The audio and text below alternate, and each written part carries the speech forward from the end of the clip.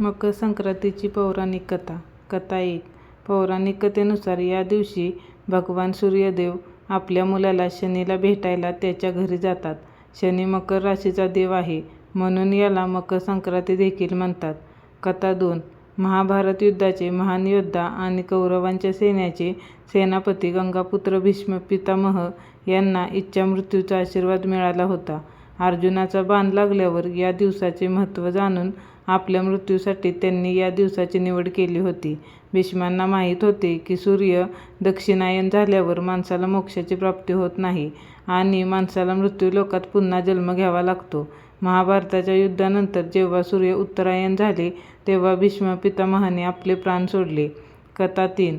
धार्मिक मान्यतेनुसार संक्रांतीच्या दिवशी आई गंगा स्वर्गातून राजा भगीरथाच्या मागे मागे मुनी कपिल यांच्या आश्रमातून होत गंगासागरमध्ये पोहोचली.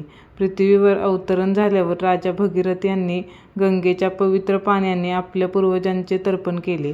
या दिवशी गंगासागर येथे नदीच्या काठी भव्य मेळाव्याचे आयोजन केले जाते. कथा 4. आई यशोदाने अपत्यप्राप्तीसाठी याच दिवशी उपवास केले होते. या दिवशी बायका तीळ आणि गूळ इतर बायकांना वाटतात. असं म्हणतात की तिळाची उत्पत्ती भगवान विष्णूपासून झाली होती, म्हणून याचा प्रयोग पापाने मुक्त करतो. तिळाचा वापर केल्याने शरीर निरोगी राहतो आणि शरीरात उष्णता राहते.